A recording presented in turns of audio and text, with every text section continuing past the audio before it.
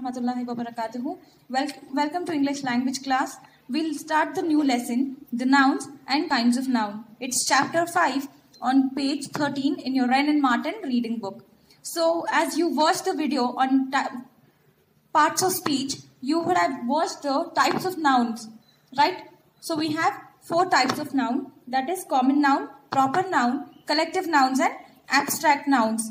So, for example, if you're talking about a king and you mention the king's name, at that time when you mention the king's name, it will be clear to us that, okay, it was King Ashoka. But if you just tell the king was very kind, the king has done so many things to the village, what will we understand? It becomes common to us.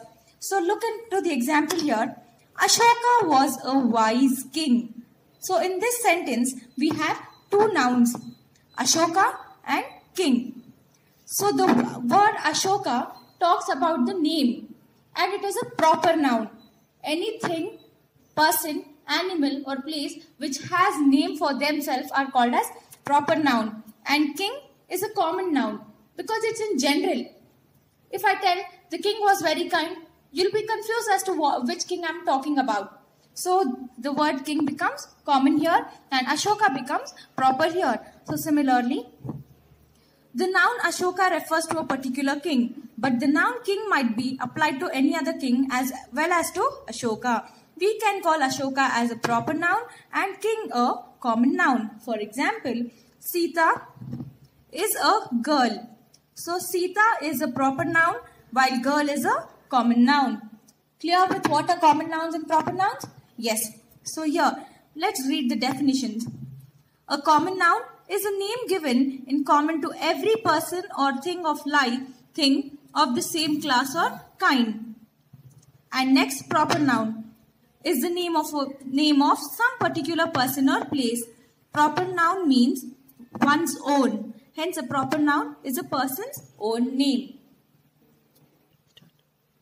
Note, proper nouns always begins with capital letter. Whenever you're writing the name of a person, place, animal or thing, especially when you're writing names, it has to begin with a capital letter. And then proper nouns are sometimes used as common nouns. For example, he was the Luqman, the wisest man of his age. Kalidas is often called the Shakespeare, the greatest dramatist of India. So here, Kalidas is often called the Shakespeare. Who is Shakespeare? He is a poet. Here, Shakespeare, though he is the greatest dramatist, we have used Shakespeare to compare his talent with Kalidas. So hence, we use Shakespeare as a common noun in this sentence. Here also, he was the Luqman. Luqman means the wisest man. So you're telling that you're talking about a boy who had a quality like Luqman. So hence, Luqman, though it's a proper noun, we use it in comparison. Hence, it becomes a common noun here. So here, common nouns include what are called collective nouns and abstract nouns. So we have collective nouns. Collective noun is name of number or collection of persons or things taken together and spoken as of a one whole or as. For example, you all are sitting in groups. We cannot call out everybody's name at once. So hence we'll call you as certain groups. So grouping of persons or anything is called as collective noun. For example, crowd, mob, team, flock, herd, army, fleet, jury, family, nation, parliament, committee, and so on. For example, a fleet, collection of ships or vessels is called as fleet. An army, collection of soldiers. Crowd, collection of people. The police dispersed the crowd. The French army was defeated at Waterloo. The jury found the prisoner guilty. A herd of cattle is passing. So whenever there are cows in group, you'll not see there are a group of cows. You'll tell there's a herd of cows. Clear? And then we have abstract noun. An abstract noun is usually the name of a quality, action or state considered apart from the object to which it belongs to. As quality, when it comes to qualities like goodness, kindness, whiteness, darkness, hardness, brightness, honesty, wisdom, bravery, and so on. And when it comes to actions, laughter, theft, movement, judgment, hatred, and so on. For states can be not just states of India or any other countries. States of being a child, childhood, boyhood, youth, slavery, sleep, sickness, death, poverty, and so on. The names of arts and sciences, for example, grammar, music, chemistry, are also abstract nouns. Then, how are abstract nouns formed? Abstract nouns are formed from adjectives. From adjectives like from kindness from kind. For example, he is a kind person. If you are describing about the quality, kindness is one of the best quality that I found in her. So kindness becomes quality. From honest to honesty, and so on. From verbs, how does it change from verb? Obey to obedience, grow to growth. Then from common nouns, child to childhood, slave to slavery, and so on. And then we have other classification of nouns called as countable and uncountable nouns. The words to bring to our mind that countable means which can be counted. Uncountable are those which cannot be counted. And it goes like this. Countables or countable nouns are the names of things that we can, names of objects, people, etc. that we can count. Example, book, pen, apple, boy, sister, doctor, horse, and so on. And they can come in plural or singular forms. For example, book, books, pen, pens. Got it? And then uncountable nouns are those, the names of things that we cannot count. Example, milk, oil, sugar, gold, honesty. See, you cannot, uncountable nouns are for solids, liquids, and gases. Solids like sugar, salt. You cannot count sugars and salts. Rather, you can weigh them. And when it comes to liquids, you cannot count the drops of liquid present. You'll weigh them in liters. And gases, again, we'll count them in volumes. Remember, uncountable nouns do not have any plural forms. If you take milk, you'll not tell milks. You'll tell liters of milk. Milk will remain singular always.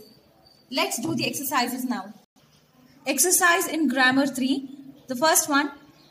Point out the nouns in the following sentences and say whether they are common, proper, collective, or abstract. So the first one. The crowd was very big. The crowd is group of people.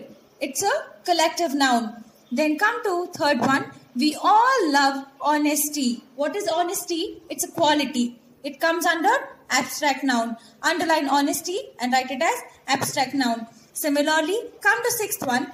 Solomon was famous for his wisdom. So Solomon, proper noun, name of a person. Wisdom is a quality. Again, it's an abstract noun. Come to the ninth one. The class is studying grammar. So class is a common noun because they have not mentioned any class here. They just told the class is studying grammar. Hence underline class. Underline the word class. Write it as common noun. Underline the word grammar and write as abstract noun because it's clearly explained that subjects and names of arts and sciences comes under abstract nouns. Rest you need to complete it by yourself. Then come to next exercise. Exercise in composition 4. Write the collective nouns used to describe a number of. So they have given us the number of cattle. For number of group of cattle we call it as herd. Then for soldiers we call it as army of soldiers. Similarly you need to do the third one. Then next write the qualities that belong to boys who are. The boys who are lazy we call it as laziness. Quality is laziness. And if a boy is cruel we'll tell the quality is cruelty. And if the boy is brave, we'll call it as bravery. His quality will be bravery. Foolish, you need to write this by yourself.